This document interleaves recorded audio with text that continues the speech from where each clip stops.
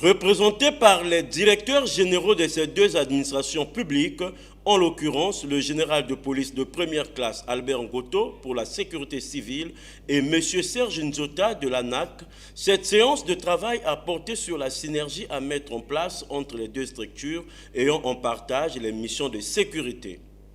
Il était de bonne loi que ces échanges se tiennent afin de solutionner ensemble certaines situations dans l'exercice de leur mission régalienne.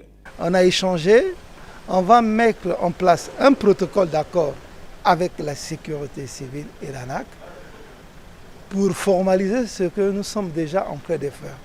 Tout simplement pourquoi? Parce que nous aujourd'hui, nous avons quasiment les plateformes dans toutes les régions de notre pays.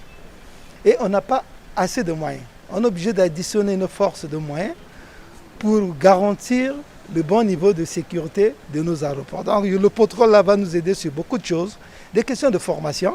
On va aussi faire de la sorte que nous ayons des pompiers de la ville formés comme pompiers d'aérodrome pour travailler ensemble en synergie pour faire avancer la sécurité dans nos aéroports.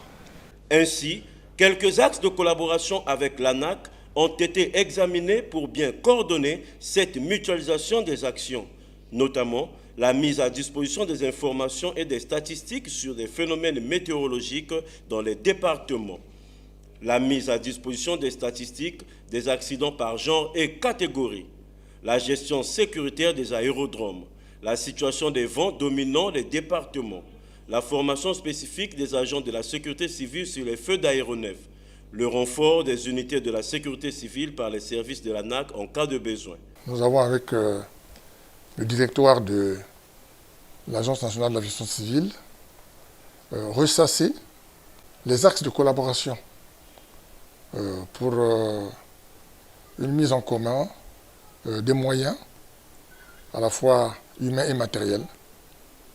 Et nous sommes donc heureux d'y avoir abouti, parce que mon homologue de l'ANAC et moi-même avions pris date depuis longtemps pour que cette réunion se tienne. Et ainsi donc, nous pourrions bénéficier des données météorologiques pour anticiper nos actions, dans le cadre par exemple des catastrophes. Nous pourrions bénéficier d'un certain nombre d'autres données également qui concernent par exemple les vents dominants. Nous pourrions être également utiles à l'ANAC pour sécuriser les aérodromes secondaires dont le nombre est très important à travers le pays. Une chose à retenir, c'est que nos amis de l'ANAC ont pensé, comme la SECNA, parce que nous avons un accord avec la SECNA, ils ont pensé qu'ils pouvaient également venir en renfort des unités anti-incendie de la sécurité civile en cas de situation majeure. De la sorte, un groupe de travail paritaire a été mis en place en vue de matérialiser dans un proche avenir cette synergie d'action. Il s'y est de signaler qu'une synergie d'action identique au travers d'un protocole d'assistance mutuelle a été signé le 10 avril 2018 à Brazzaville entre la SECNA et la Direction générale de la sécurité civile du Congo.